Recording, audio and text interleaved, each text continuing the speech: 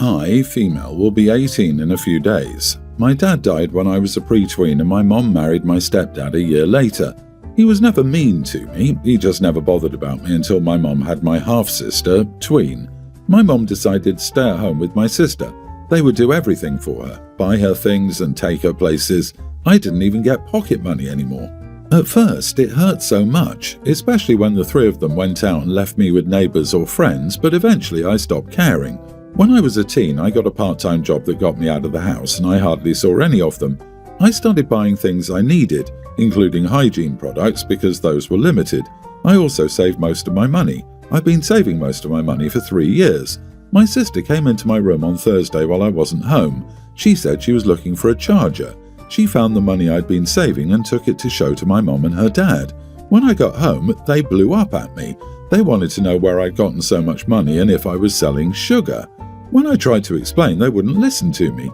My stepdad says that's why he wants me out when I'm 18, because I'm a degenerate who's going to influence my sister. They wouldn't give me the money back because they aren't sure where I got it and if it's legal. I left to go and stay with a friend. I didn't even know my stepdad wanted me to leave when I turned 18. I don't blame my sister for any of this. She's young and doesn't know any better. She's not mean to me, she just doesn't interact with me much. I'm like a roommate. She sees me every now and then.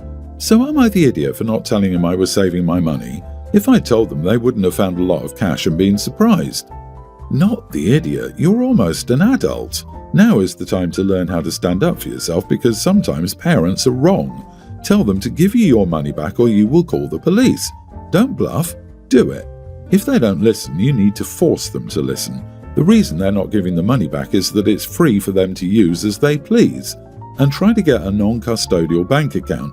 Some banks offer this to teens. You'll need to do some research. I'm tired of parents who steal their kids' money. As a parent of 4, I would never do such a thing, no matter my financial state. It cracks me up that a teen can get a job and pay income taxes and social security, but can't open up their own bank account in many places without their parents.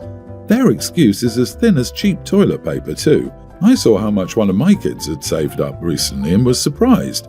But then I thought back and realised she hasn't bought things a bunch of times when her siblings had. Suddenly it made sense. At no point did I think she was selling sugar. OP's boss has to have records of their work and pay. Go talk to your boss and then file a police report. Your mom is responsible for buying everything you need until you're 18 as a bare minimum. Your mom put your stepsister in sad excuse for her husband before you. My mother stole my hard-earned money too when I was in high school. She was giving my money to my stepdad, Dad, who had a great paying job for gas money. I worked for tips as a server, so I never really paid attention to what was in my shared bank account because I used cash for everything. That money I was saving for my college expenses and travelling. She flipped out when I took what was left of my money, opened a new account that she couldn't touch and moved in with my grandmother, who wouldn't even let me pay for part of her rent for living there. Update: am I the idiot for not telling Mum and Stepdad I was saving money? I don't live in the USA. I took everyone's advice and I did go to the police station. The sergeant said they could do nothing as this was a family matter. He honestly didn't seem interested. I worked as a waitress and had cash. I don't have any other family. I never really knew my dad's side and his parents are dead. My mom hates her side of the family and they never wanted anything to do with us. My mum didn't contact me. I called her this morning. I was so stressed and scared, but I had to.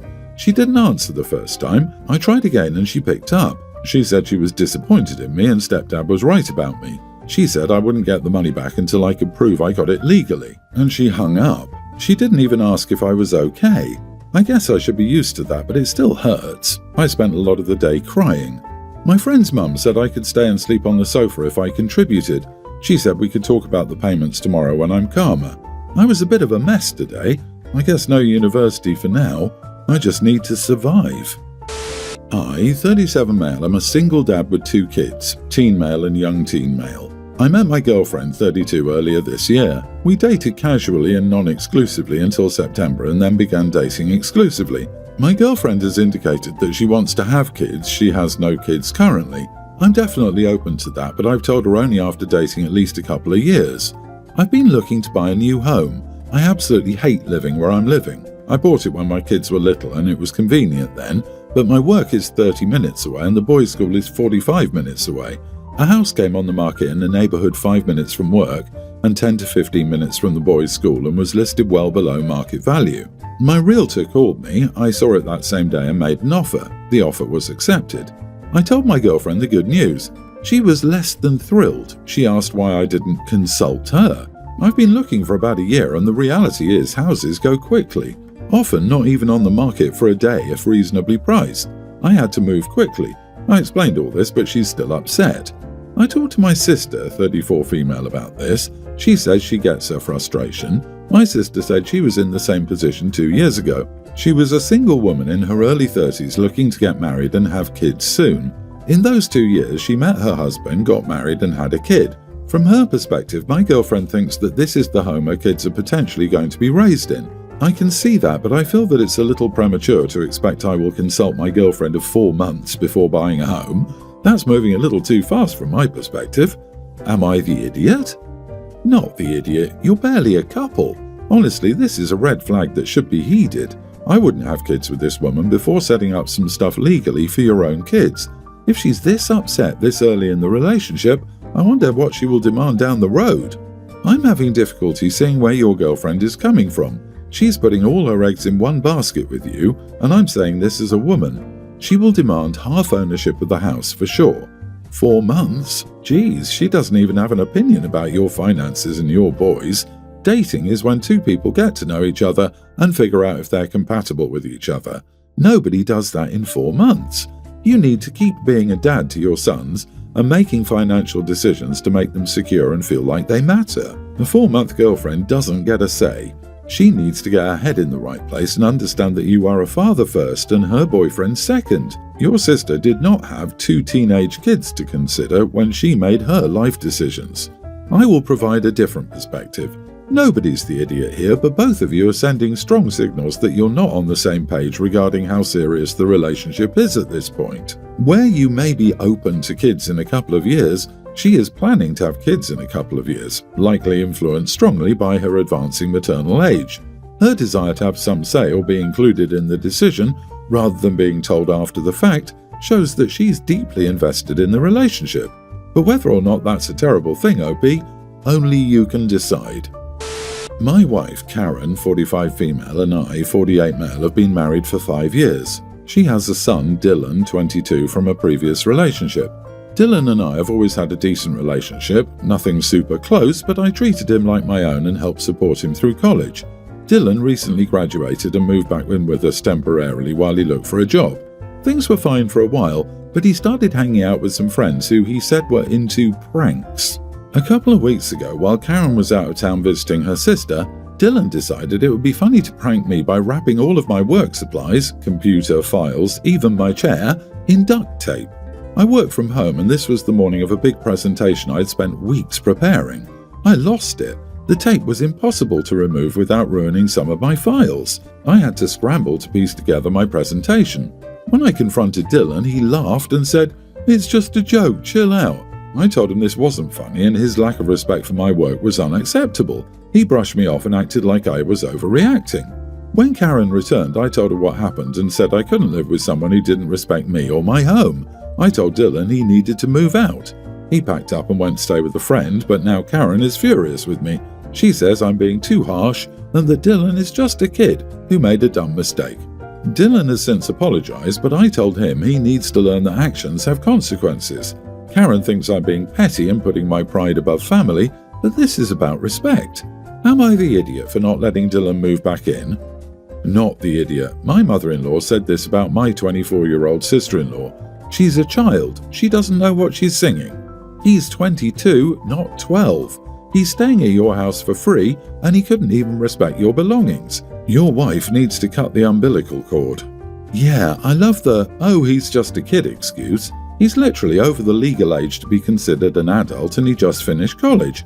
What else has to happen before the mother considers him an adult? That's not a prank, it's literal vandalism.